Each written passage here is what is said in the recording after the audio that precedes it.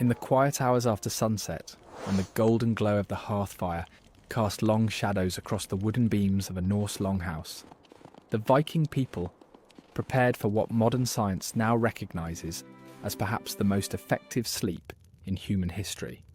While we in the 21st century struggle with insomnia, sleep disorders, and the constant glow of electronic devices, the Norse inhabitants of Scandinavia during the Viking Age, 793 to 1066 CE, experienced a relationship with sleep that was profoundly different and arguably superior to our own. The notion that people from a culture often characterized by raiding and warfare might have enjoyed exceptional sleep quality may seem counterintuitive. Yet the evidence suggests that the environmental conditions, cultural practices, and lifestyle factors of Viking Age Scandinavia created a perfect storm of circumstances conducive to restorative sleep. From the natural rhythms of their days to their sleeping environments, from their dietary habits to their philosophical approach to rest, the Norse people embodied sleep practices that modern sleep scientists now desperately recommend to their sleep-deprived patients. Archaeological findings from sites across Scandinavia, Iceland, and the Norse settlements in the British Isles, combined with literary evidence from the sagas and Eddas, reveal a culture whose sleep patterns were deeply attuned to natural cycles. Unlike our modern obsession with 8 consecutive hours of sleep, a relatively recent historical development, the Vikings embraced sleep patterns that worked in harmony with their environment, their bodies, and their cultural needs.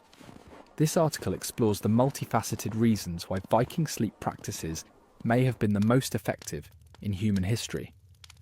We will examine how their biphasic sleep patterns aligned with natural human rhythms, how their physical environments promoted better sleep, and how their cultural attitudes toward rest created healthier sleep hygiene than many subsequent civilizations achieved.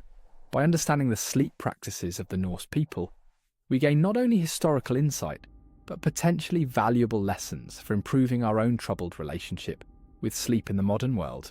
As we journey through the sleeping habits of the Viking Age, we will meet characters like Thorvald the shipbuilder, whose winter sleep routine in his coastal Norwegian homestead reveals much about Norse sleep environments, and Astrid the healer, whose knowledge of sleep-inducing herbs was passed on through generations.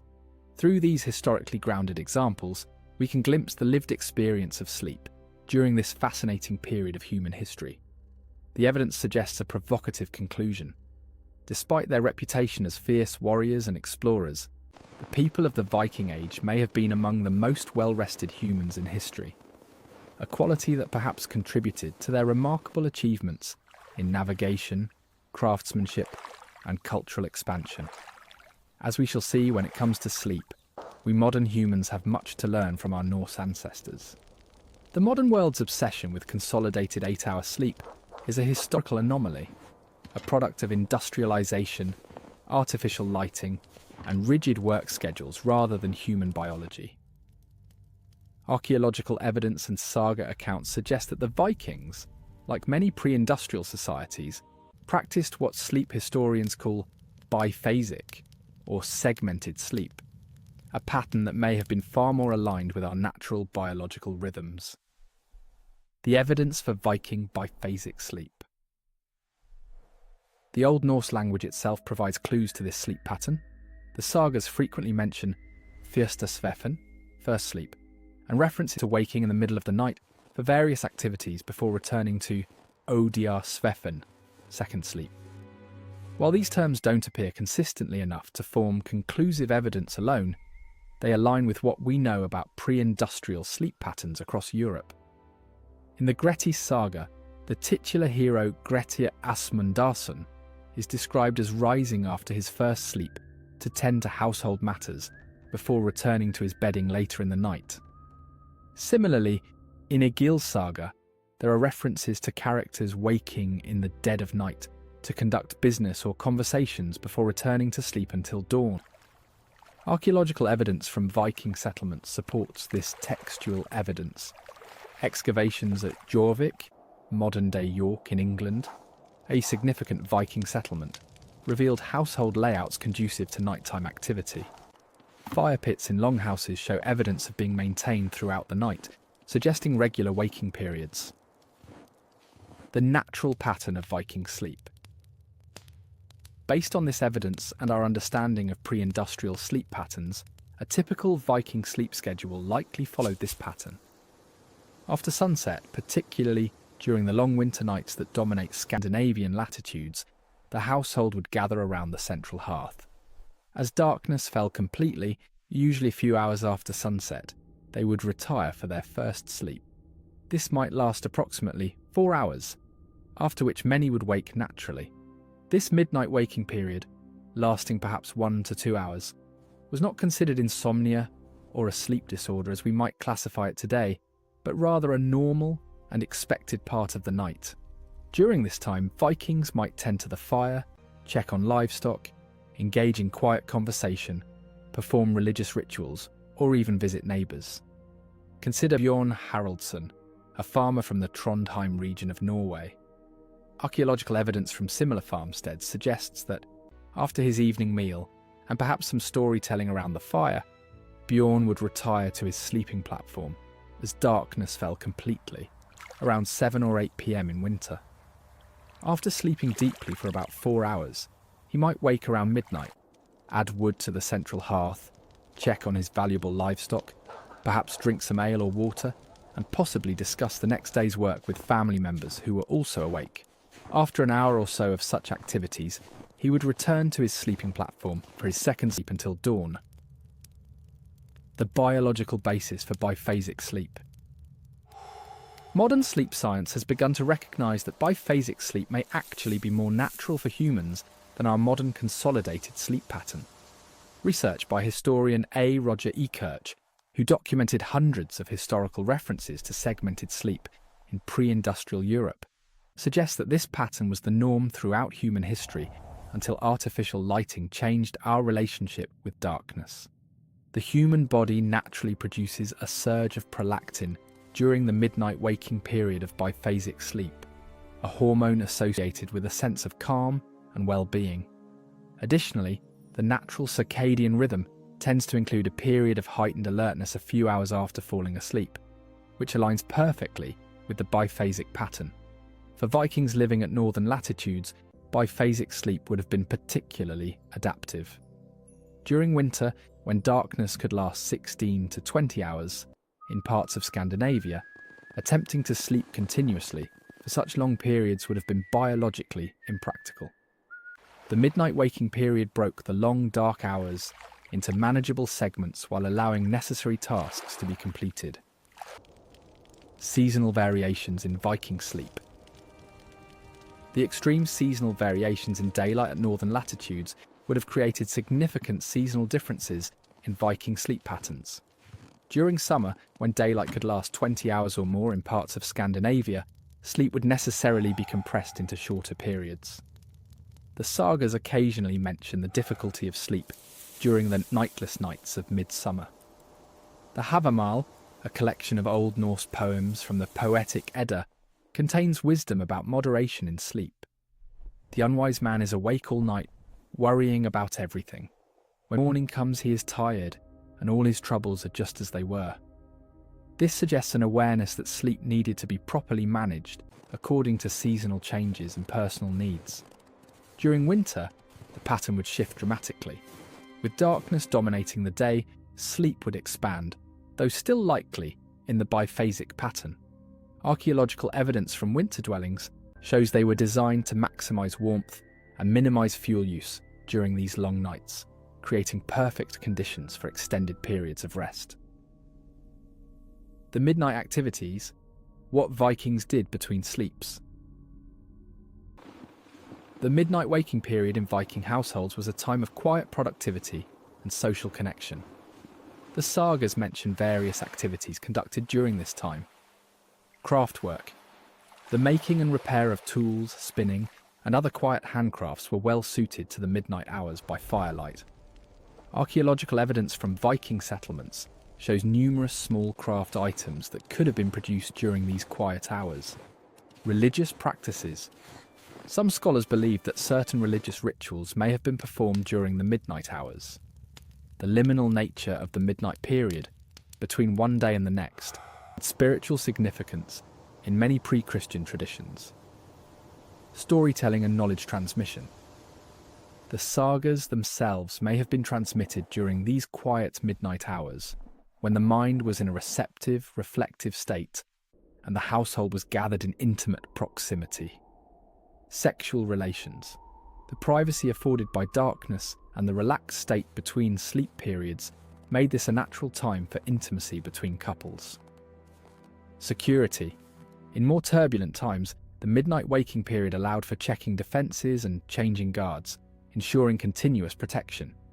Take the example of Gudrun, a weaver from a settlement near modern-day Roskilde in Denmark. Archaeological evidence from similar households suggests that during her midnight waking period, she might use the quiet hours to spin thread by the light of the hearth fire, a task requiring focus but not bright light. This productive use of what would otherwise be wasted time in bed allowed her to maximize both her rest and her productivity. The transition to consolidated sleep.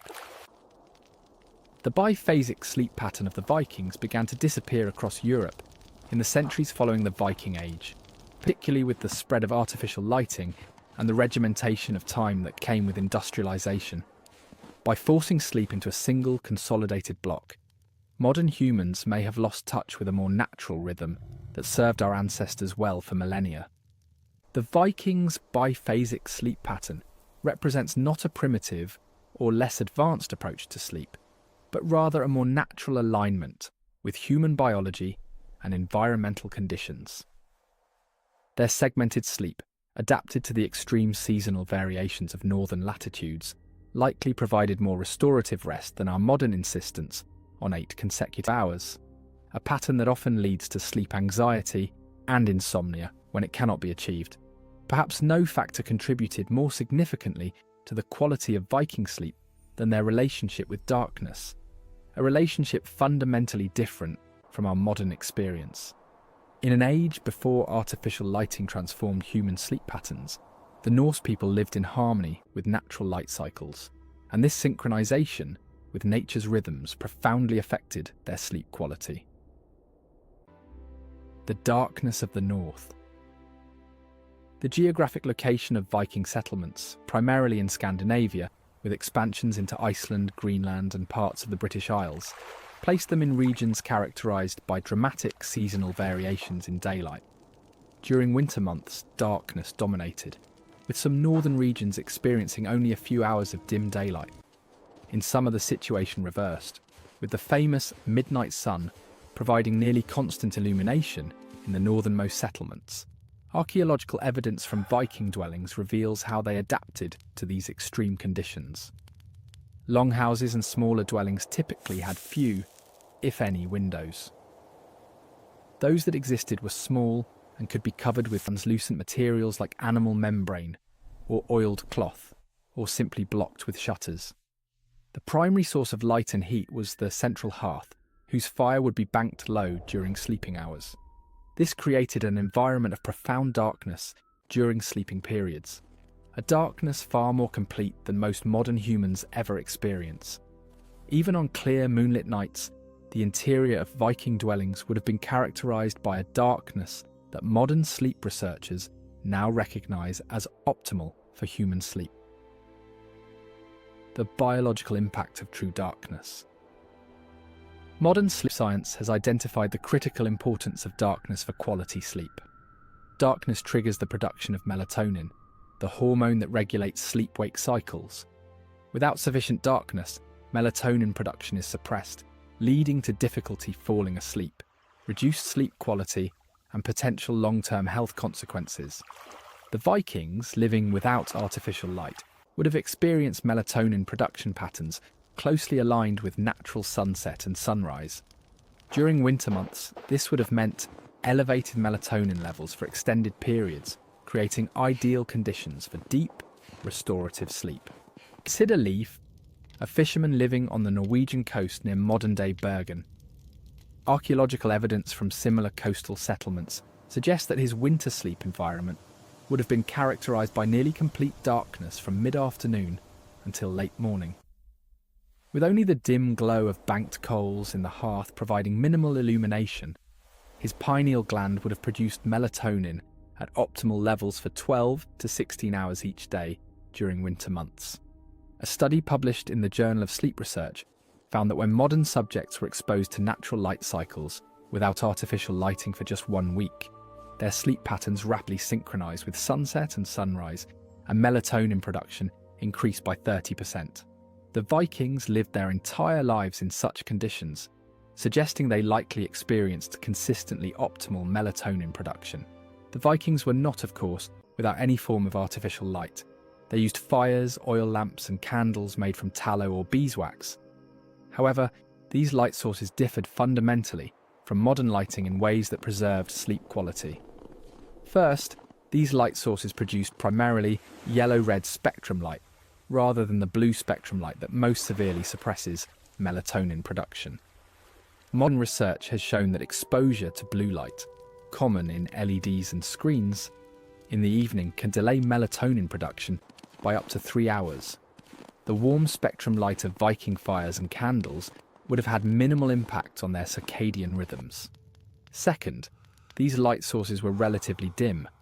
Archaeological experiments with reconstructed Viking oil lamps and candles suggest they produced between 5 to 20 lumens of light, compared to a modern LED bulb's 800 to 1,500 lumens. This low light level would have been insufficient to significantly suppress melatonin production. Third, artificial light was used sparingly due to the effort and resources required to produce it. Candles and oil for lamps were relatively expensive in terms of labour and materials. The sagas occasionally mention the careful use of lighting resources, suggesting that artificial light was used judiciously rather than wastefully. The Havamal contains wisdom that could be interpreted as addressing the importance of darkness for sleep. The wise guest has his ways when he comes to the feast, silent attention and thought. This could suggest the value placed on quiet, darkened environments for restoration. The extreme seasonal variations in daylight at northern latitudes presented unique challenges for sleep regulation. During the winter months, the abundance of darkness made obtaining sufficient sleep relatively straightforward.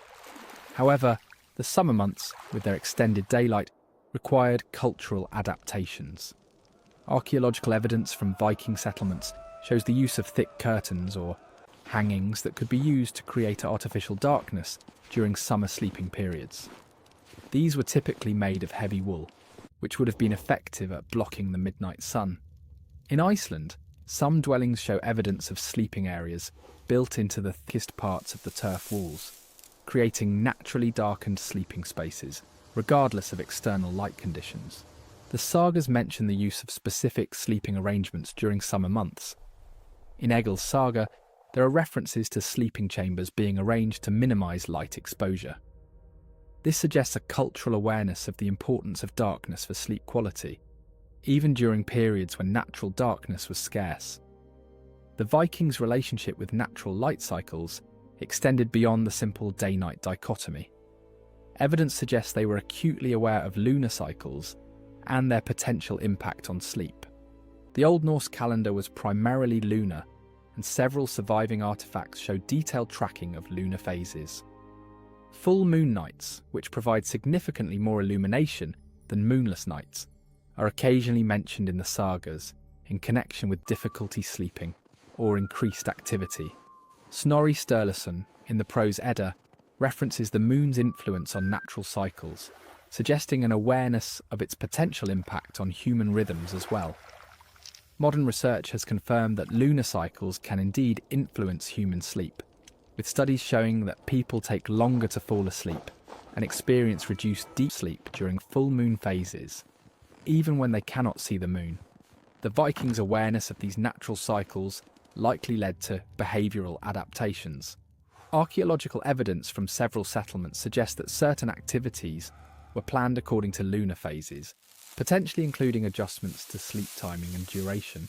The sleep-friendly relationship with darkness that characterised the Viking Age began to change in the centuries that followed. The increased use of candles, the development of better oil lamps, and eventually gaslighting and electric light progressively eroded the natural darkness that had supported human sleep for millennia. By the Industrial Revolution, artificial light had dramatically altered human sleep patterns across much of Europe. The invention of the electric light bulb in the late 19th century accelerated this change, creating environments where true darkness became increasingly rare. Today, light pollution affects more than 80% of the world's population, and many people never experience the kind of complete darkness that was normal for the Vikings. This constant exposure to artificial light, particularly blue spectrum light in the evening hours, has been linked to widespread sleep disorders and related health problems. The Vikings' embrace of natural darkness, both by necessity and through cultural adaptations, likely contributed significantly to sleep quality superior to that experienced by most modern humans. Their sleep environments, characterized by profound darkness during sleeping hours, would have supported optimal melatonin production and natural circadian rhythms, creating conditions for deep, restorative sleep that many of us can only imagine. One of the most striking differences between Viking sleep practices and our modern approach lies in the fundamentally communal nature of sleep during the Norse era. While contemporary Western culture prizes private bedrooms and individual sleeping arrangements, archaeological evidence and saga accounts reveal that Vikings typically slept in shared spaces, an arrangement that likely enhanced both their physical security and psychological well-being. Archaeological excavations of Viking dwellings across Scandinavia, Iceland, and Norse settlements in Scotland and Ireland reveal consistent patterns in sleeping arrangements. The typical Viking longhouse featured a central hearth with sleeping platforms or benches running along the walls. These platforms, often raised and built into the structure of the building, were shared sleeping spaces rather than private rooms. At Stung, a remarkably well-preserved Viking-age farmstead in Iceland, archaeologists have uncovered clear evidence of communal sleeping arrangements. The main longhouse featured raised platforms along both long walls that served as seating during the day and sleeping areas at night. Similar arrangements have been found at sites ranging from Jorvik, York, in England, to Lance aux Meadows in Newfoundland, suggesting this was a consistent pattern across the Viking world. The sleeping platforms were typically constructed of wood and would have been covered with straw, wool, and furs for comfort. Archaeological evidence suggests that these platforms were not divided into individual sleeping spaces, but were continuous, with entire households sharing the same sleeping area. Based on archaeological findings and saga accounts, we can reconstruct typical sleeping arrangements in Viking households. The master of the household and his wife typically occupied the most favourable position on the sleeping platform, usually the section nearest the central hearth for warmth, and often slightly elevated or separated by subtle architectural features to denote status. Children, unmarried relatives and servants would occupy other sections of the same sleeping platform, arranged according to status and practical considerations. In larger households, there might be sleeping platforms on both sides of the longhouse, with the household head's family on one side and lower status members on the other. Consider the household of Gunnar Hammondarson, a wealthy farmer from southern Iceland whose homestead has been partially excavated. Archaeological evidence suggests his longhouse measured approximately 20 metres by 5.5 metres, with sleeping platforms running along both long walls. Gunnar, his wife Hallgerda, and their youngest children would have slept on the most favourable section of the platform, while older children, relatives and workers occupied other sections. During particularly cold winter nights, the entire household, perhaps 15 to 20 people, would have slept in the same space, their body heat contributing to the warmth of the building. This communal sleeping arrangement provided significant security benefits in an age when physical safety could not be taken for granted. With multiple people sleeping in the same space, there was always someone likely to wake if danger threatened. The sagas contain numerous accounts of households being alerted to danger by someone waking during the night, a natural security system embedded in their sleeping arrangements. In Njal's saga, when enemies approach Gunnar's farm at night intending harm, they are detected because someone in the household hears them outside and raises the alarm. This pattern appears repeatedly in the sagas, the communal sleeping arrangement functioning as an effective early warning system. For travellers, communal sleeping provided similar security. The Havamal advises travellers to remain vigilant. Let a man never sleep in the house of a stranger. Many a man who appears harmless proves harmful when night comes. The poem goes on to suggest that sleeping with one's weapons close at hand is wise practice. In communal sleeping situations, travellers would be surrounded by others, reducing vulnerability. Beyond the practical security benefits, modern sleep science suggests that communal sleep arrangements may have provided significant psychological benefits that enhanced sleep quality. Humans are inherently social creatures, and the sense of security that comes from sleeping in the presence of trusted others can profoundly impact sleep quality. Research published in the journal Sleep Health has found that people who report stronger social connections and social support tend to experience better sleep quality. The physical proximity of trusted others during sleep appears to reduce vigilance and anxiety, allowing for deeper, more restorative sleep. For Viking children, sleeping alongside family members would have provided a sense of security that modern sleep researchers recognise as crucial for healthy sleep development. Studies of traditional cultures that practice co-sleeping have found that children in these arrangements often experience fewer sleep disturbances and develop healthy sleep associations. The saga literature occasionally references the comfort derived from communal sleeping.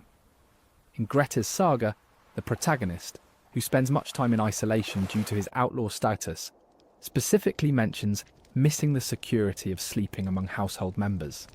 This suggests a cultural recognition of the psychological benefits of communal sleep. The communal nature of Viking sleeping arrangements raises obvious questions about privacy, particularly for intimate relations between couples. Archaeological and literary evidence suggests several adaptations that address these concerns. Some excavated Viking dwellings show evidence of curtains or dividers that could be used to create semi-private areas within the communal sleeping space. At the Coppergate excavations in York, archaeologists discovered remnants of textile dividers that appear to have been used to section off portions of sleeping platforms. The sagas occasionally mention closed beds or bed closets, box-like structures that could provide privacy within the larger communal space. These appear to have been primarily used by the head of the household and his wife, representing both a status symbol and a practical solution to privacy needs. Additionally, the biphasic sleep pattern discussed earlier created natural opportunities for intimacy during the midnight waking period, when some household members might be engaged in activities away from the sleeping area. While Viking sleep was fundamentally communal, archaeological evidence reveals subtle status distinctions within sleeping arrangements. Higher status individuals typically occupied the warmest, most comfortable sections of sleeping platforms, usually those closest to the central hearth. In some excavated longhouses, the head of the household's sleeping area featured slightly better construction, additional furs, or small architectural distinctions. At Borg in Lofoten, Norway, archaeologists uncovered a large chieftain's longhouse with clear evidence of status differentiation in sleeping arrangements. The high-status sleeping area was slightly elevated and featured remnants of higher quality bedding materials than other sections. These status distinctions within communal sleeping arrangements reflect the hierarchical yet interconnected nature of Viking society, maintaining social order while preserving the security and psychological benefits of sleeping in proximity to others. The intensity of communal sleeping likely varied seasonally in the Viking world. During the harsh northern winters, practical considerations of warmth would have encouraged closer sleeping arrangements, with body heat serving as a valuable resource for survival. Archaeological evidence from several sites suggests that winter dwellings were often smaller and more heavily insulated than summer structures, creating more intimate sleeping conditions during cold months. In contrast, during summer months with milder temperatures, sleeping arrangements may have been more dispersed, with some household members possibly sleeping in outbuildings or even outdoors. This seasonal variation would have created a rhythm of social closeness and distance throughout the year, potentially contributing to social cohesion, while preventing the conflicts that might arise from constant close proximity. The communal sleeping arrangements that characterised the Viking Age began to change in the centuries that followed. With the introduction of Christianity and increasing influence from continental European practices, architectural styles gradually shifted toward more compartmentalised living spaces. By the late medieval period, homes of wealthy Scandinavians began to feature separate sleeping chambers, at least for high-status individuals. This trend continued and accelerated through the Renaissance and into the modern era, eventually resulting in our contemporary emphasis on private bedrooms. This transition from communal to private sleep represents one of the most significant but least discussed changes in human sleep behaviour over the past millennium. The Vikings' communal sleep practices, which had evolved over thousands of years to enhance both security and psychological well-being, were gradually replaced by sleeping arrangements that prioritised privacy and individual space, often at the expense of the social connection that had characterised sleep throughout most of human history. The evidence suggests that the communal nature of Viking sleep likely contributed significantly to its quality. By sleeping in the presence of trusted others, Vikings would have experienced enhanced security and psychological comfort that modern sleep science recognises as conducive to deep, restorative sleep. Their communal sleeping arrangements represented not a primitive necessity to be overcome, but rather a sophisticated adaptation that supported optimal sleep in their historical context. The physical sleep environment of the Viking Age differed dramatically from our modern bedroom settings, yet archaeological evidence suggests that Norse sleeping arrangements may have provided superior ergonomic support and healthier sleeping conditions than many contemporary mattresses. The Viking bed, consisting primarily of natural materials gathered from their local environments, created a sleep surface that modern sleep science increasingly recognises as beneficial for proper spinal alignment and temperature regulation. Archaeological excavations across the Viking world reveal consistent patterns in the construction of sleeping surfaces. The foundation typically consisted of raised wooden platforms built along the walls of longhouses. These platforms, constructed of split logs or planks, were generally 40 to 60 centimetres high and 1.52 metres wide, dimensions that allowed them to serve as seating during the day and sleeping areas at night. At the Firkat settlement in Denmark, archaeologists uncovered well-preserved sleeping platforms with evidence of careful construction. The wooden base was slightly angled toward the wall, creating a subtle incline that would have positioned sleepers' heads slightly higher than their feet, a configuration that modern sleep research suggests can improve circulation and reduce acid reflux during sleep. Similar platforms have been found at Viking settlements from Dublin to the Faroe Islands, suggesting this was a standard architectural feature across Norse culture.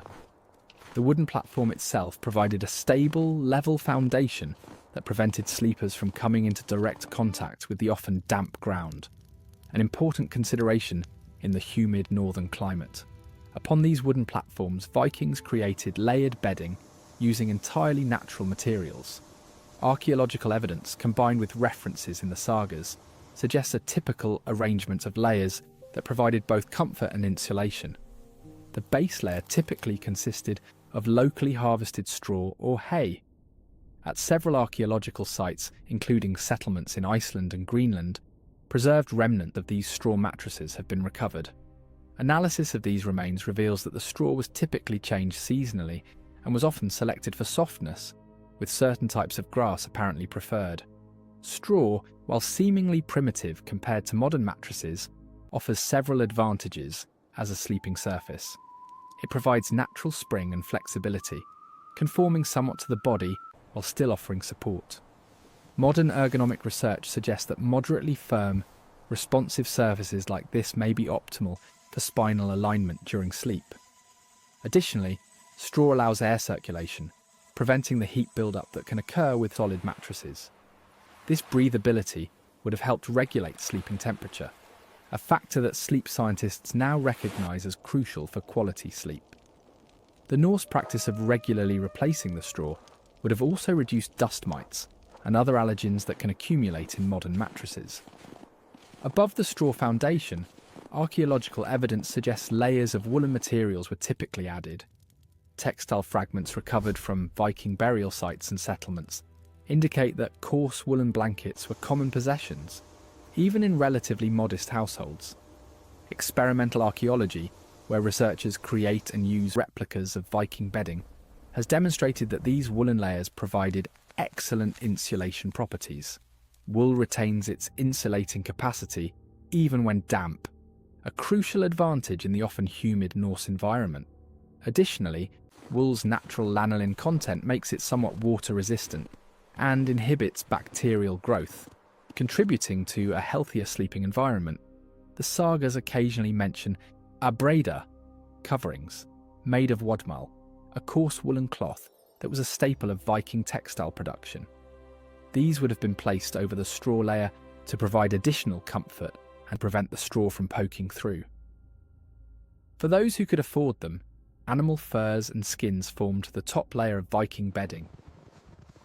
Archaeological evidence from higher status burials and settlements reveals the use of bear, wolf, fox and sheep skins as prized bedding materials. At the Oseberg ship burial, which contained the remains of a high-status woman from 9th century Norway, multiple animal hides were found, suggesting their importance as status symbols and practical bedding. Similarly, the 10th century Mammon burial in Denmark contained fragments of bear fur that appears to have been used as bedding. Furs provided superior insulation and a soft sleeping surface. Modern sleep researchers have found that natural fur and wool can help regulate body temperature during sleep by wicking away moisture while providing insulation, creating what sleep scientists call a microclimate that remains relatively stable throughout the night. Consider Astrid, the wife of a prosperous farmer near what is now Trondheim, Norway. Archaeological evidence from similar households suggests her sleeping area would have consisted of a wooden platform covered first with fresh rye straw, changed seasonally, then a layer of coarse woolen cloth, and finally, as befitting her status, several sheepskins and perhaps a bear skin. This arrangement would have provided excellent insulation against the cold Norwegian nights, while offering ergonomic support similar to what modern orthopedic mattresses attempt to achieve. Modern sleep science increasingly suggests that the firm but responsive support provided by traditional bedding materials may be superior for spinal health compared to many modern mattresses. Research published in the Journal of Chiropractic Medicine has found that medium-firm, natural sleeping surfaces often provide better support for the natural curvature of the spine than very soft mattresses, which can allow the spine to sag into misalignment. The layered approach of Viking bedding created a surface that was firm enough to support proper alignment while still conforming somewhat to body contours. This combination, which high-end modern mattress companies now attempt to recreate with advanced materials, came naturally from the Vikings' use of straw, wool, and furs in combination. Additionally, the Viking practice of sleeping slightly inclined, with the head end of the platform often slightly higher, aligns with modern recommendations for those suffering from acid reflux or certain respiratory conditions. This natural incline would have facilitated easier breathing during sleep. One of the most significant advantages of Viking bedding materials was their superior temperature regulation, compared to many modern alternatives. Sleep scientists now recognise that maintaining an optimal body temperature is crucial for quality sleep, particularly for achieving and maintaining deep sleep phases. The natural materials used in Viking bedding, straw, wool and fur, all possess excellent temperature regulating properties. They provide insulation when needed, while allowing excess heat and moisture to dissipate. Modern synthetic materials often trap heat and moisture, leading to sleep disruptions when the body overheats during the night. Archaeological evidence suggests that Vikings adjusted their bedding seasonally. Excavations at several sites show different compositions of bedding materials in structures identified as summer versus winter dwellings. This seasonal adaptation would have further enhanced temperature regulation throughout the year. The Viking approach to head support during sleep also differs from our modern expectation of soft, fluffy pillows. Archaeological evidence suggests that headrests were typically firm, often consisting of a small leather or wool cushion stuffed with feathers, wool, or even moss. At the Coppergate excavations in York, archaeologists discovered a leather cushion that appears to have served as a pillow. Similar finds from other Viking settlements suggest that these headrests were relatively firm by modern standards. Interestingly, modern research on sleep posture suggests that firmer head support may be better for spinal alignment than the very soft pillows common today. Studies have found that overly soft pillows can contribute to neck pain and poor sleep posture, while moderately firm support better maintains proper alignment of the cervical spine during sleep. As discussed in the previous section on communal sleep, Viking sleeping platforms were typically shared among multiple people. This arrangement had implications for the physical sleeping experience beyond the social aspects previously explored. Shared sleeping surfaces distribute weight differently than individual beds, creating natural depressions and support patterns that can actually enhance comfort. Modern sleep researchers studying traditional cultures have noted that shared sleeping surfaces often create natural nests that support the body's contours. Additionally, in the cold northern climate, shared body heat would have been a significant advantage, reducing the need for excessive layers of bedding that might restrict movement during sleep. The natural bedding materials that characterised the Viking Age remained common throughout much of Europe until relatively recently. The transition to raised bedsteads with stuffed mattresses began among the elite during the medieval period, but didn't reach common households until much later.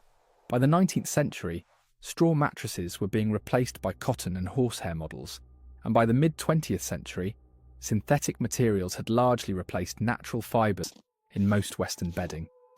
This transition, while perceived as progress, may have sacrificed some of the ergonomic and temperature-regulating benefits of traditional bedding.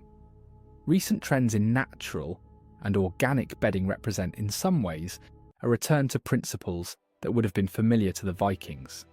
The increasing popularity of wool mattress toppers, natural latex, and even straw-filled mattresses, now marketed as high-end orthopedic options, suggests a rediscovery of the benefits that Viking sleepers took for granted.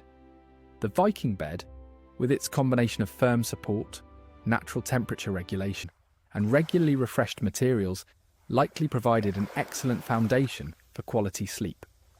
While lacking the plushness we associate with luxury bedding today, the Norse sleeping surface offered ergonomic benefits that many modern mattresses attempt to recreate with advanced technology and materials, a testament to the sophisticated practicality of Viking sleep arrangements. While the Vikings are often remembered for their martial prowess and seafaring adventures, archaeological and literary evidence reveals a sophisticated understanding of medicinal plants, including those used to promote sleep and treat sleep disorders. The Norse pharmacopoeia included numerous herbs that modern science has confirmed possess sedative, anxiolytic, and sleep-enhancing properties. These natural sleep aids, combined with the environmental factors previously discussed, likely contributed significantly to the quality of Viking sleep. Archaeological excavations at Viking settlements have yielded substantial evidence of medicinal herb use. Pollen analysis from middens refuse heaps, and from residues in cooking vessels reveals the presence of numerous plants known for their sedative properties. At Jorvik, York, archaeologists discovered preserved seeds and plant remains including valerian, Valeriana officinalis, hops, Humulus lupulus, and linden, Tilia species, all plants with documented sleep-promoting properties. Similar findings have emerged from excavations in Dublin, Hedeby, and various Scandinavian sites, suggesting widespread knowledge of these plants' properties. Particularly telling are finds from what appear to be healers' or herbalists' dwellings.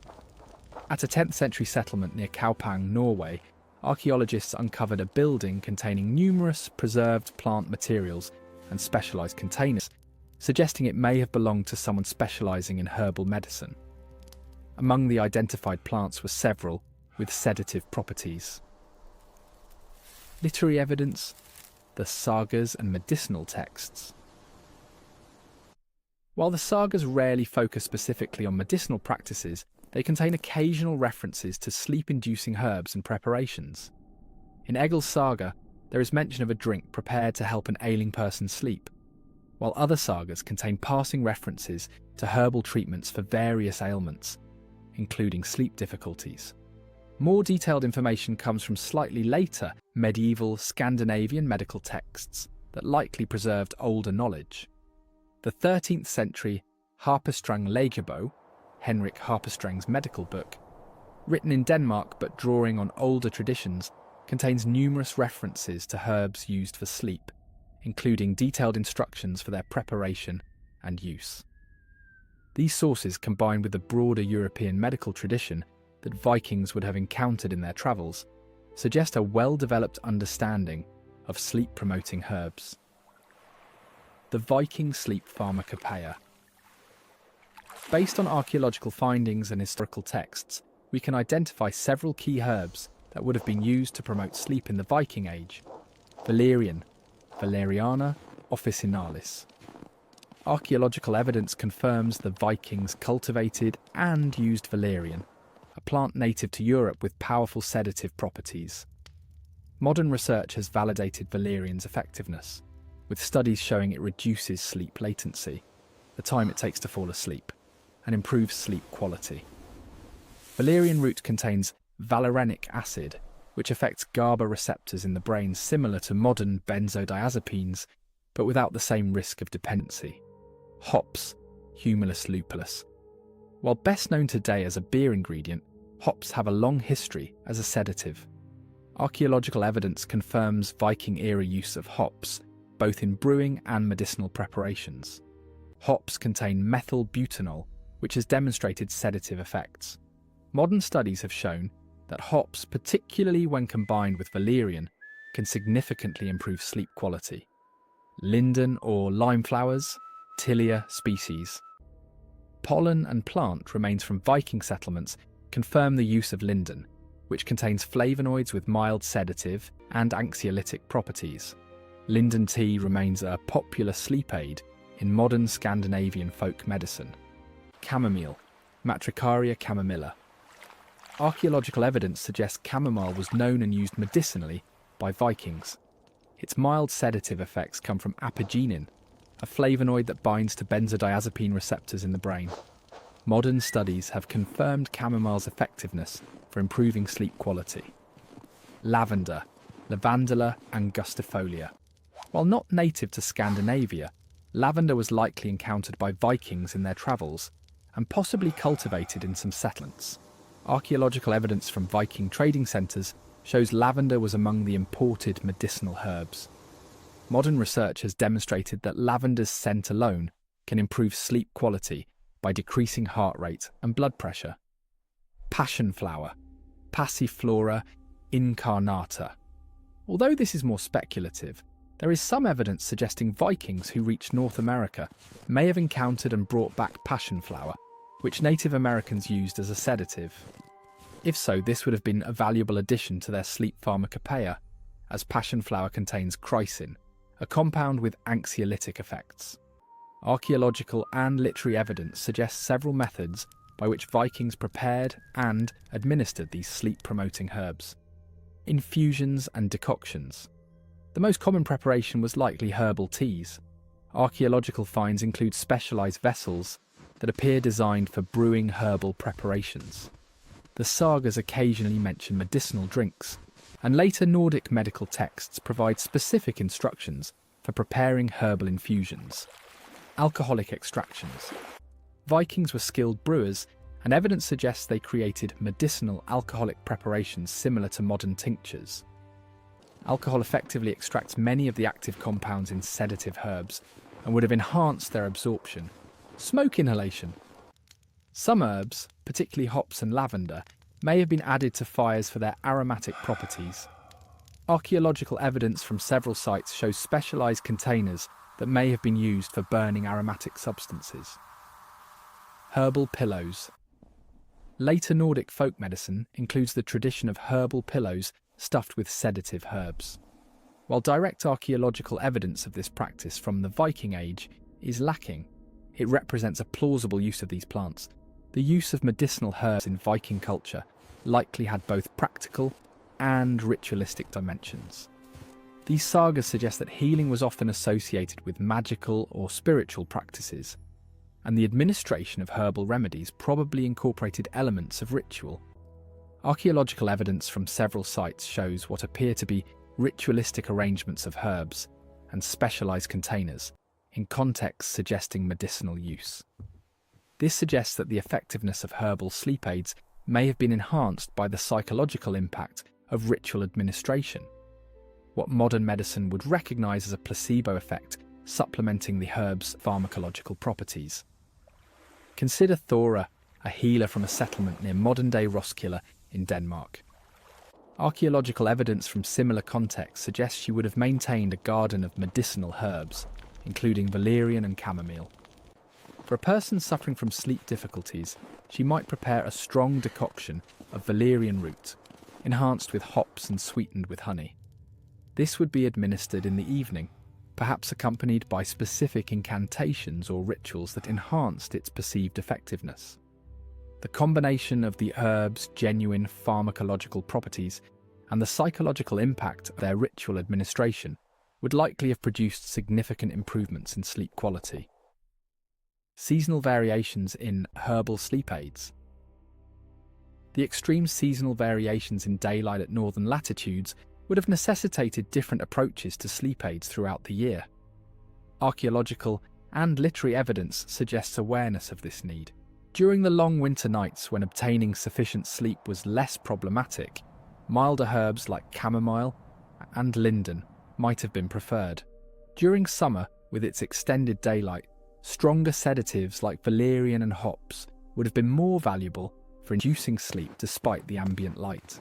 Some archaeological evidence suggests seasonal harvesting patterns for different medicinal herbs, with some collected and dried in larger quantities at specific times of year, suggesting awareness of their optimal potency cycles.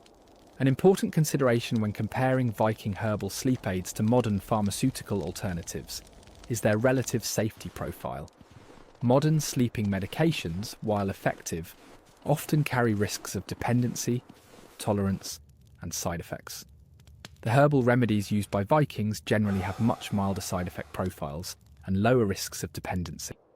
Modern research has confirmed that herbs like valerian, hops, and chamomile can improve sleep quality without the risks associated with many prescription sleep aids. While less potent than modern pharmaceuticals, their gentler action may actually have been advantageous for regular use, allowing Vikings to enhance sleep quality without developing tolerance or dependency. Additionally, the Vikings' apparent practice of using different herbs seasonally and in varying combinations would have further reduced the risk of developing tolerance to any particular remedy. Perhaps the most significant advantage of the Viking approach to sleep aids was their integration into a holistic sleep environment. Unlike modern sleep medications, which often attempt to force sleep in environments and schedules hostile to natural sleep patterns, Viking herbal remedies worked in concert with their natural light exposure, physical activity patterns, and sleep environment. This integrated approach likely enhanced the effectiveness of their herbal sleep aids. Modern sleep research has shown that the same sleep aid can have dramatically different effects depending on whether it's used in conjunction with good sleep hygiene practices or in isolation. The Vikings used herbal sleep remedies within a lifestyle already conducive to good sleep would have maximised their effectiveness while minimising any potential drawbacks, a sophisticated approach that anticipated modern integrative medicine by a millennium. The archaeological and literary evidence suggests that Vikings possessed a nuanced understanding of sleep-promoting herbs that modern science has largely validated. Their herbal sleep aids, used within the context of lifestyle and environmental factors already conducive to good sleep, likely contributed significantly to sleep quality superior to that experienced by many modern humans relying on pharmaceutical interventions within sleep-hostile environments. The relationship between diet and sleep quality is increasingly recognized by modern sleep science, yet it represents an area where Viking practices may have inadvertently created near-optimal conditions for restorative sleep. Archaeological evidence combined with literary sources and our understanding of Norse food culture suggests that Viking dietary patterns supported healthy sleep through their timing, composition, and preparation methods.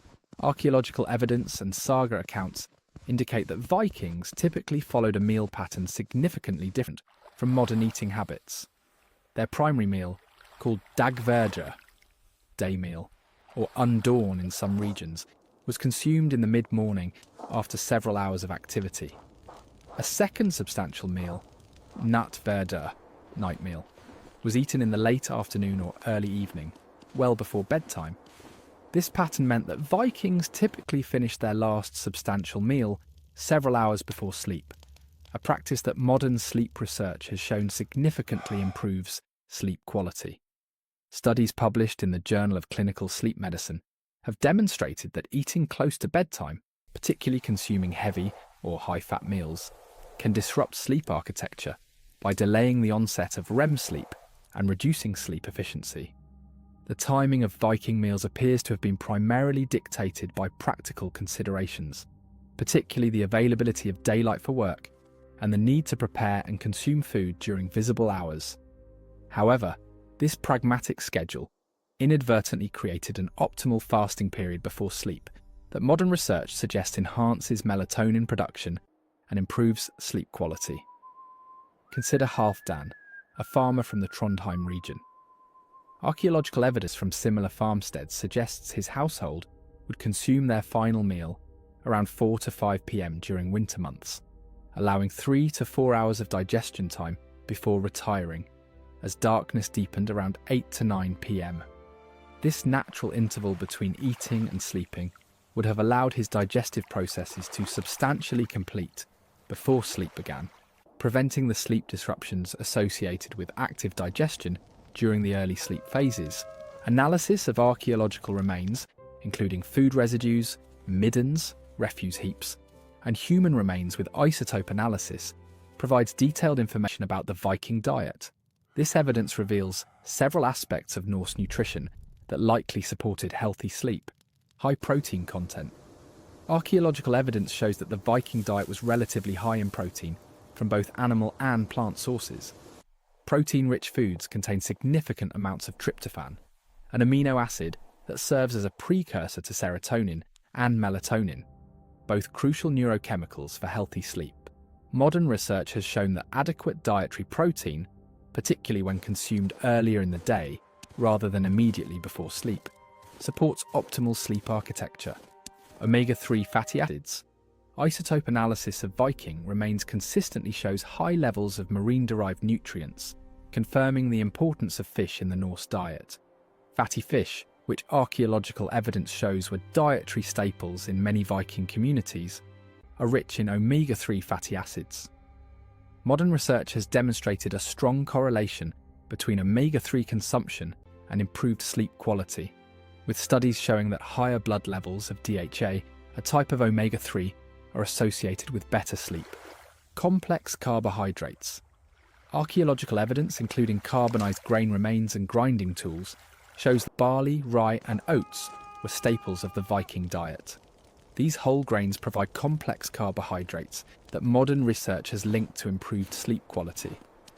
Studies have shown that high glycemic carbohydrates consumed close to bedtime can reduce sleep latency, while the complex carbohydrates typical of the Viking diet, consumed earlier in the day, provide sustained energy without the sleep-disrupting blood sugar fluctuations associated with simple carbohydrates. Limited refined sugar.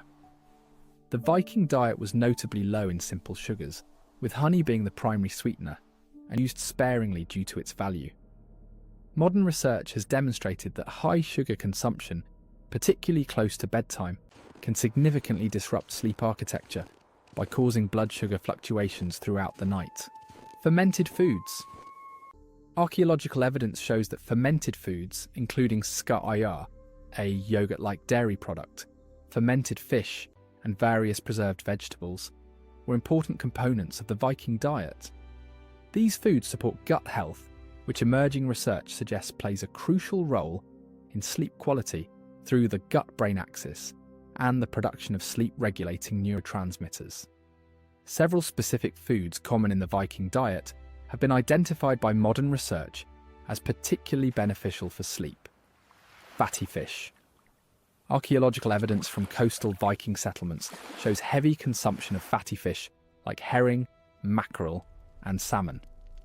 These fish are exceptionally rich in vitamin D and omega-3 fatty acids, both of which have been linked to improved sleep quality in multiple studies. Research published in the Journal of Clinical Sleep Medicine found that vitamin D supplementation significantly improves sleep quality, suggesting that the Viking diet's natural vitamin D content from fatty fish would have supported healthy sleep. Oats. Carbonized grain remains from numerous Viking settlements confirm the importance of oats in the Norse diet. Oats contain melatonin and complex carbohydrates that promote stable blood sugar throughout the night. They also provide magnesium, which modern research has identified as an important mineral for sleep quality due to its muscle-relaxing properties and role in GABA production. Barley. Archaeological evidence shows barley was the most important grain in many Viking communities. Barley is rich in the amino acid tryptophan and contains significant amounts of magnesium and B vitamins, all nutrients modern research has linked to improved sleep quality. Dairy products. Analysis of residues in Viking cooking vessels confirms the importance of dairy in the Norse diet. Milk, particularly when fermented into products like skyr, contains calcium, tryptophan, and vitamin D, a combination of nutrients that support the production of melatonin. Modern research has shown that dairy consumption can improve sleep efficiency and increase REM sleep. Archaeological evidence shows that fermentation and other preservation methods were crucial to Viking food culture. These techniques not only extended food storage life, but inadvertently created products with enhanced sleep-promoting properties. Fermented fish. Analysis of residues from Viking food vessels confirms the practice of fermenting fish. This process increases the bioavailability of the omega-3 fatty acids that modern research has linked to improved sleep quality. Skyr and fermented dairy. Residue analysis confirms the production of fermented dairy products. The fermentation process increases the GABA content of dairy, a neurotransmitter with powerful sleep-promoting effects. Modern research has shown that GABA-rich fermented foods can reduce sleep latency and improve sleep quality. Sourdough bread. Archaeological evidence, including preserved starters and bread remains, confirms that Vikings typically fermented their grain products through sourdough processes. This fermentation reduces the phytic acid content of grains, increasing the bioavailability of sleep-promoting minerals like magnesium and zinc. The Viking diet showed significant seasonal variations that likely impacted sleep patterns throughout the year. Archaeological evidence from middens shows clear seasonal patterns in food consumption that would have affected sleep. Winter diet. During winter months, preserved foods dominated the Viking diet. These included dried and fermented fish, smoked meats and stored grains, all foods that modern research has shown contain higher levels of certain sleep-promoting compounds compared to their fresh counterparts. For example, the fermentation and curing processes increase the availability of tryptophan in many foods. Summer diet. Archaeological evidence shows that summer diets included more fresh vegetables, fruits and dairy. These foods are rich in antioxidants and minerals that support melatonin production. The natural synchronization of diet with seasonal light changes may have helped Vikings maintain healthy sleep despite the dramatic seasonal variations in daylight at northern latitudes. Analysis of Viking drinking vessels and well constructions confirms the importance of adequate hydration in Norse culture. Water, ale, with lower alcohol content than modern beer, and whey-based drinks appear to have been the primary beverages. Modern sleep research has established that proper hydration is crucial for quality sleep, while dehydration can fragment sleep and increase awakening frequency. The Viking practice of consuming moderate amounts of liquid throughout the day, rather than large amounts close to bedtime, which can cause nighttime awakening for urination, aligns with modern recommendations for sleep-supporting hydration patterns. Archaeological and literary evidence confirms that alcohol, primarily in the form of ale and mead, was consumed in Viking culture, often in substantial quantities during feasts and celebrations. However, several factors suggest that routine alcohol consumption may have been more moderate and less disruptive to sleep than in many modern contexts. Lower alcohol content, analysis of residues from Viking brewing vessels suggests their everyday ale had significantly lower alcohol content, typically 2 to 3%, than modern beer. Modern research has shown that while high alcohol consumption severely disrupts sleep architecture, particularly REM sleep, low to moderate consumption has less significant impacts. Timing of consumption. The saga suggests that heavy drinking typically occurred during special feasts rather than as a daily practice, and usually earlier in the day rather than immediately before sleep. This pattern would have minimized alcohol's disruptive effects on sleep architecture. Medicinal use. Some saga references suggest awareness that small amounts of alcohol could promote initial sleep onset, with mead sometimes mentioned as a sleep aid. Modern research confirms that while alcohol disrupts overall sleep architecture, small amounts can indeed reduce sleep latency. The dietary patterns that likely supported Viking sleep quality began to change in the centuries following the Viking Age. The introduction of refined sugar, increased alcohol content in beverages, later mealtimes, and eventually highly processed foods all represented departures from the sleep-supporting nutritional patterns of the Viking era. By the Industrial Revolution, many Europeans were consuming their largest meal in the evening, often close to bedtime, a significant change from the Viking pattern of eating the final meal well before sunset. This shift, driven by work schedules rather than natural light cycles, likely had substantial negative impacts on sleep quality. The archaeological and literary evidence suggests that the Viking diet, through both its composition and timing, created near-optimal conditions for quality sleep.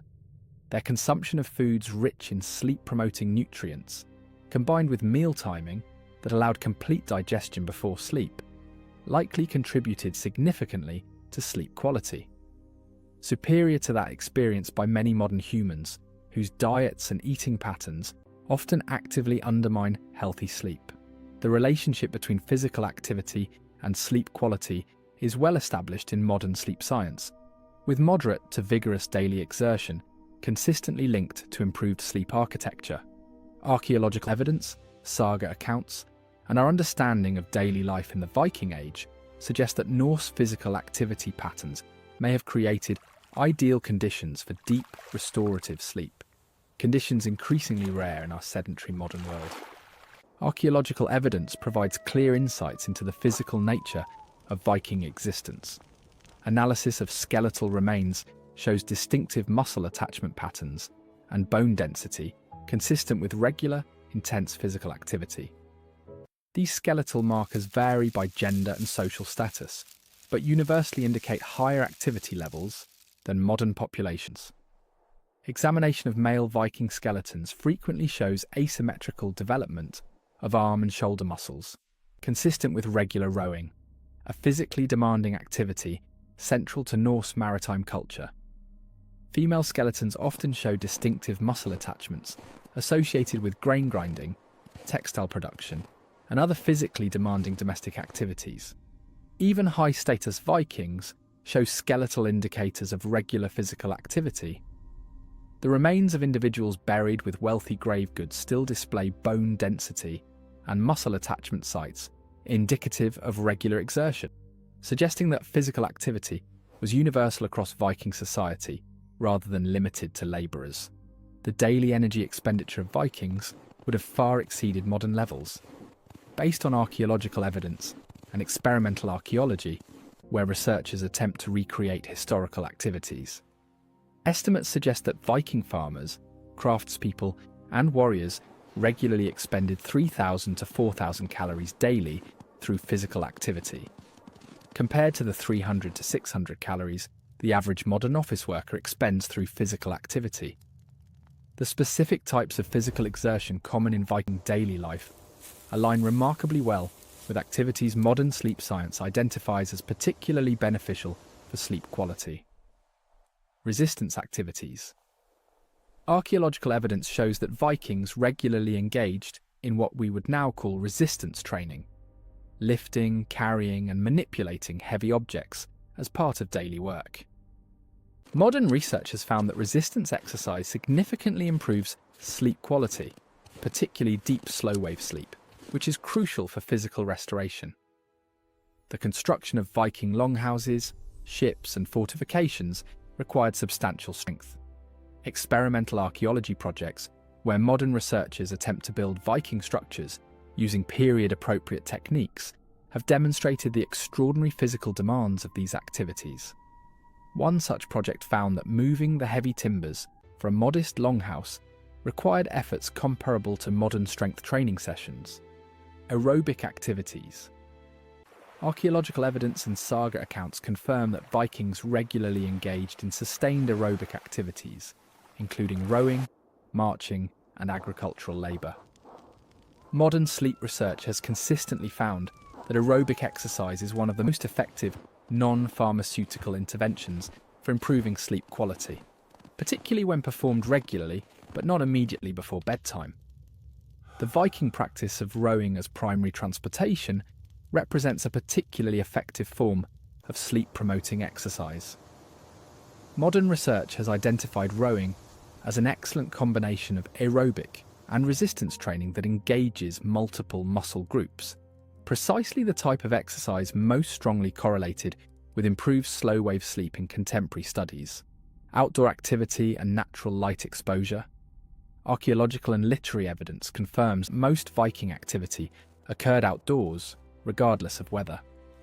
This outdoor exertion would have ensured substantial exposure to natural light, which modern research has identified as crucial for regulating circadian rhythms and sleep-wake cycles. Studies published in the Journal of Sleep Research have found that outdoor exercise has more powerful effects on sleep quality than equivalent indoor activity, likely due to the combined benefits of physical exertion and natural light exposure. The Viking lifestyle, with its emphasis on outdoor work, would have maximised these combined benefits. Archaeological evidence and saga accounts suggest that Viking physical activity patterns aligned naturally with circadian rhythms in ways that would have optimized sleep quality, morning and daytime exertion. The sagas frequently mention beginning work at dawn, with the most physically demanding tasks typically performed during daylight hours. Modern sleep research has found that morning and afternoon exercise most effectively enhances sleep quality, while intense evening activity can delay sleep onset. Seasonal adaptation. Archaeological evidence suggests that work patterns shifted seasonally, with more intense physical activity during the extended daylight of summer, and reduced, though still substantial, exertion during winter months. This natural seasonal variation would have helped maintain consistent sleep quality, despite dramatic seasonal changes in daylight hours at northern latitudes.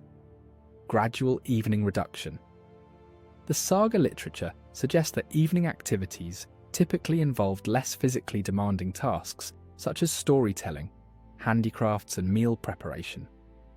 This natural tapering of physical exertion in the hours before sleep aligns perfectly with modern recommendations for optimizing sleep onset. Consider Gunnar, a shipbuilder from coastal Norway. Archaeological evidence from similar contexts suggests his typical day would involve intense physical labor from dawn until late afternoon, rowing to obtain materials, lifting and shaping heavy timbers, and operating manual tools. As evening approached, his activities would naturally transition to less demanding tasks like fine carving or planning the next day's work. This pattern, intense physical exertion during daylight hours followed by gradually reduced activity before sleep, creates ideal conditions for deep, restorative sleep, according to modern research. While the Vikings engaged in substantial daily physical activity, archaeological and literary evidence suggests they also recognised the importance of rest and recovery, creating a balanced approach to exertion that would have supported optimal sleep. Seasonal rest periods.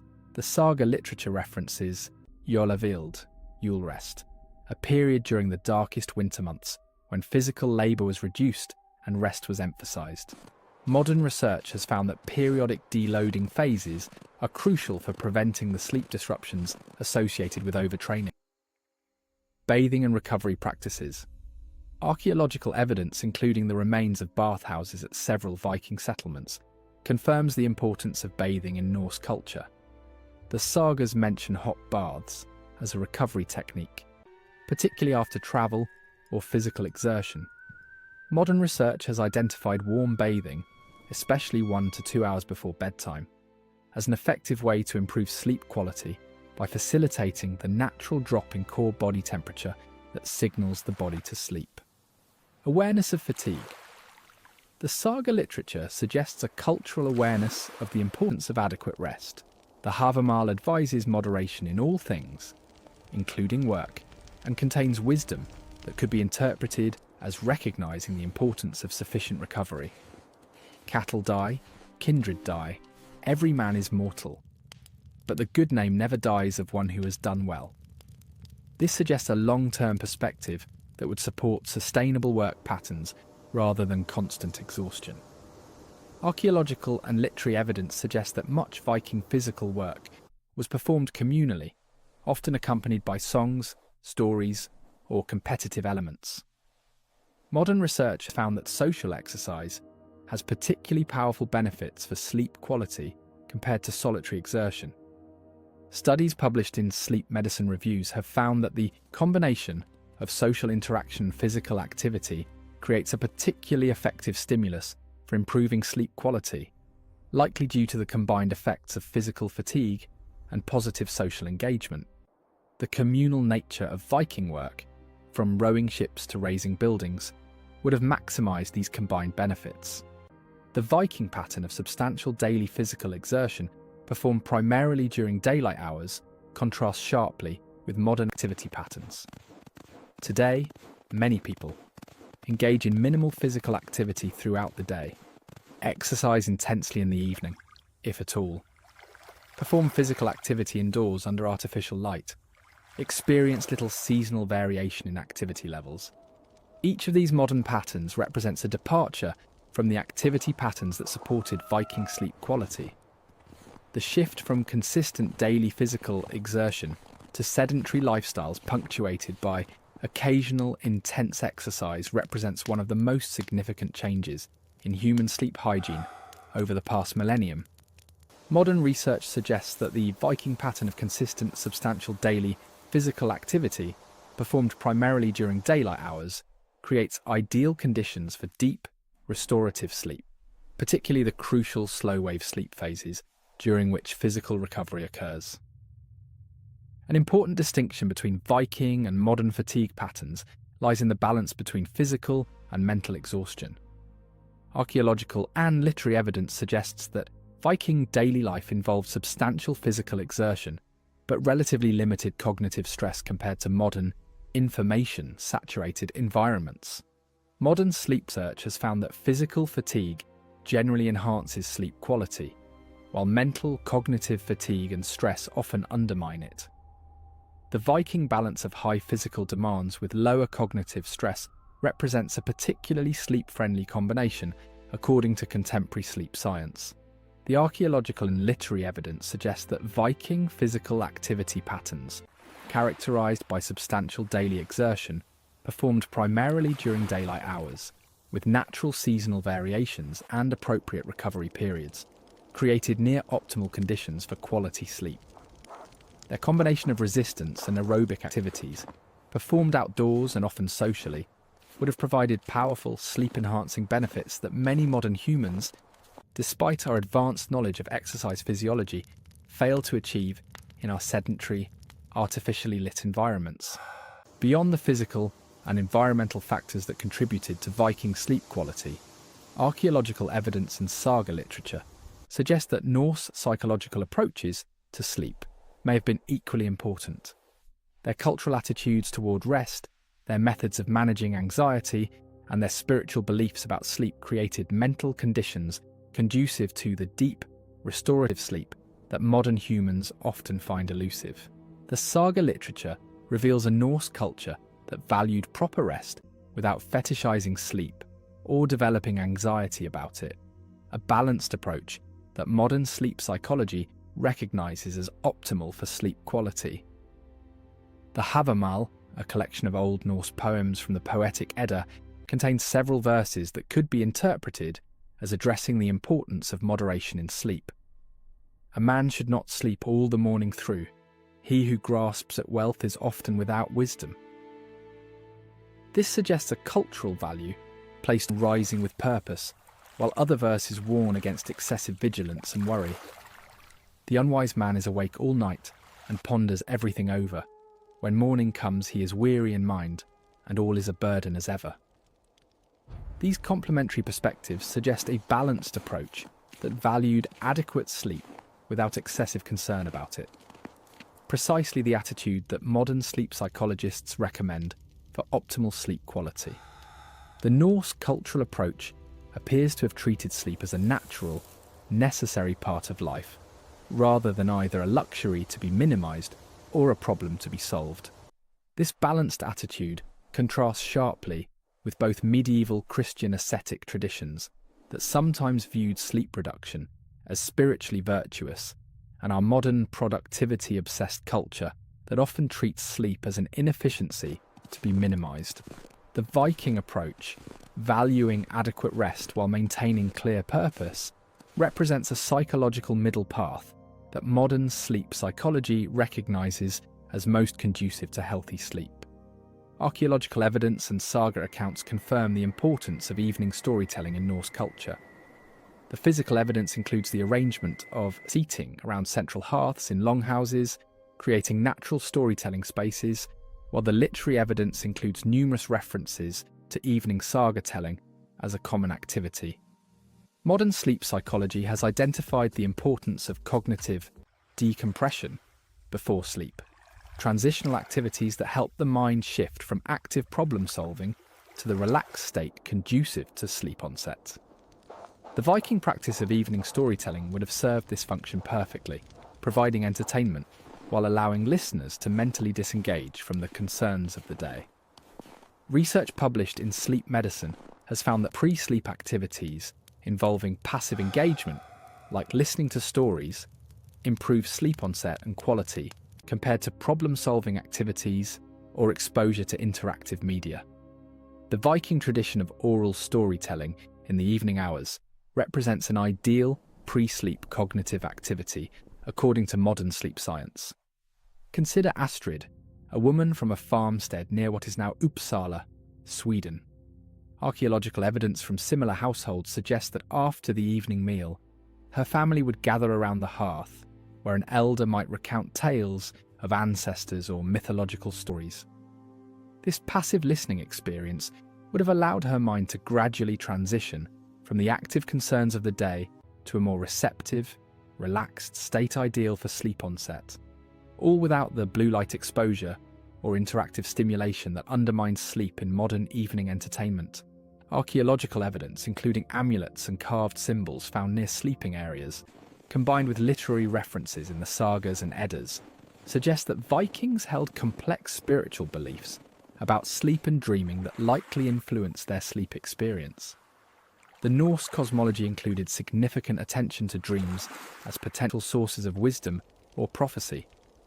In numerous sagas, including Gisla Saga and Laxdæla Saga, dreams are portrayed as meaningful experiences that provide guidance or warnings. This perspective contrasts with some later Christian views that sometimes associated dreams with demonic influence, a belief that could generate sleep anxiety. The Norse view of dreams as potentially valuable experiences rather than threats may have reduced sleep anxiety and created a more positive psychological approach to sleep. Modern sleep psychology has found that positive attitudes toward dreaming are associated with better sleep quality. While fear of dreams can contribute to insomnia and sleep avoidance. Additionally, archaeological evidence suggests that Vikings sometimes placed protective amulets near sleeping areas. These physical manifestations of spiritual protection likely provided psychological comfort that facilitated sleep onset. Modern sleep research has confirmed that perceived safety is a crucial psychological prerequisite for quality sleep, activating parasympathetic nervous system responses that facilitate sleep onset and maintenance. The saga literature suggests that Norse culture developed specific psychological approaches to uncertainty and worry, approaches that would have supported healthy sleep in a world full of genuine dangers and unpredictability. The concept of weird, or uardiar fate, appears repeatedly in Norse literature, suggesting a worldview that acknowledged the limits of personal control over outcomes. While Vikings certainly took practical actions to manage risks, the literary evidence suggests they complemented this with a philosophical acceptance of uncertainty that modern psychology would recognize as beneficial for sleep. Research in sleep psychology has consistently found that acceptance-based approaches to uncertainty reduce pre-sleep anxiety and rumination more effectively than problem-solving approaches when applied to uncertainties that cannot be immediately resolved.